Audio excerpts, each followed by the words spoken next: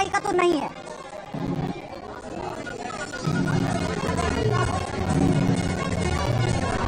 देखिए, बहुत उचित सवाल आपने कहा और ऐसे मौके पर ये बताना बेहद जरूरी है कि नई संसद भले ही नई सुरक्षा की तकनीक से लैस हो, लेकिन उसे अभी पूरी तरह इम्प्लीमेंट नहीं किया गया है। और मैं आपको बताऊं कि जो वहां पर इलेक्ट्रॉनिक हम कहें कि जो फ्रिस्किंग के टेक्निक्स हैं, यहाँ तक कि आइरिस जो है वो भी दरअसल, और फिर उसके अलावा आप देखिए कि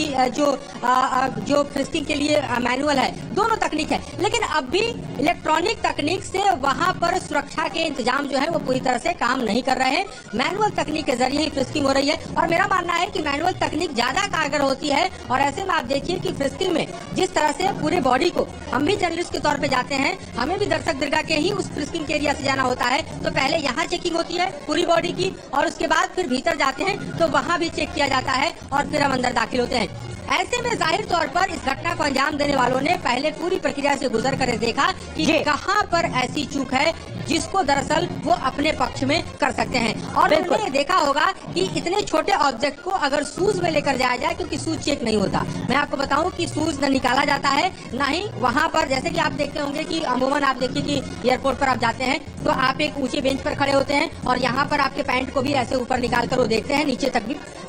मेटल डिटेक्टर जो है उसको किया जाता है। तो इस तरह का नहीं होता, क्योंकि एक भरोसा होता है कि किसी भी सांसद के जरिए यहाँ पर दर्शक दीर्घा में आने वाला जो व्यक्ति है वो एक सम्मानित व्यक्ति होगा। लेकिन मोहित, बड़ा सवाल ये कि जब सामान्य शख्स जाता है संसद में तो वो कई लेयर की जांच से गुजरता है। जब वो संसद भवन के मेन गेट पर एंट्री कर रहा होता है तब उसकी जांच होती है। जब वो रिसेप्शन में पहुंचता है अपना पास बनवाने के लिए और वहां से पास लेकर बाहर निकलता है, फिर उसकी जांच होती है। जब वो संसद भवन की मेन इमारत में एंट्री कर रहा होता है तब उसकी जांच होती है और जब वो विजिटर गैलरी में प्रवेश करता है उससे पहले उसकी जांच होती है। ये सब कुछ होता है और उसके बाद भी दो शख्स स्मोक बम लेकर पहुंच जाते हैं संसद भवन के अंदर, लोकसभा के अंदर।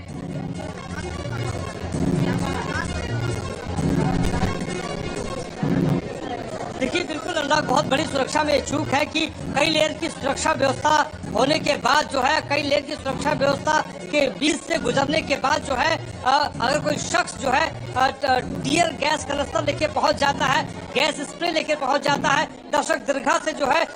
लोकसभा के भीतर कूद जाता है। अब अंदाजा लगाइए कि अगर उस वक्त प्रधानमंत्री नरेंद्र मोदी अंदर होते, गृह मंत्री अमित शाह अंदर होते, तो वहाँ पर क्या स्थितियाँ उत्पन्न हो सकती थी। हो सकता था कि उनकी जो मंशा है वो प्रधानमंत्री नरेंद्र मोदी के ऊपर हमला करने की हो सकता है उनका मंशा राहुल गांधी के ऊपर हमला करने की है। लेकिन जिस तरीके से कई सांसदों ने उन हमलावरों को दबोचा है, वो अपने आप में बहुत महत्वपूर्ण हो जाता है कि सांसद वहाँ पे डरे नहीं। कई सांसदों ने उनको दबोच के जो है पुलिस के हवाले, पार्लियामेंट सुरक्षा व्यवस्था के हवाले कर दिया। लेकिन इसके अलावा जिस तरीके से गुरजीत औजला ने कहा, जिस तरीके से मनोज नागर ने कहा कि 21 साल पहले संसद पे हमला हुआ था और 21 साल के बाद फिर से आज ही के दिन सुनियोजित तरीके से हमला हो जाता है। नई संसद भवन के भीतर जो है हमलावर पहुंच जाते हैं, दर्शक दीर्घा के भीतर। देखिए अनुराग, आपने बहुत लंबे अरसे तक संसद भवन को आपने भी कवर किया है, लेकिन जो पुरानी संसद है उसमें जो दर्शक दीर्घा होती है, अगर उससे आप कूदने की भी अगर कोशिश करते हैं तो वो थोड़ी ऊंचाई पे है। लेकिन नई संसद भवन, ठीक है, वो इसी को जो आप बता रहे हैं इसी को एनिमेशन के जरिए समझने की कोशिश करते हैं, हमारे दर्शकों को समझाते हैं और चलते हैं हमारी सहयोगी अमृता के पास, जो ये बताएंगी कि कैसे ये पूरा जो माहौल है इसे खराब करने की कोशिश की गई सदन के भीतर। बिल्कुल, जाहिर तौर पर प्रयोगी यहाँ ये समझना बहुत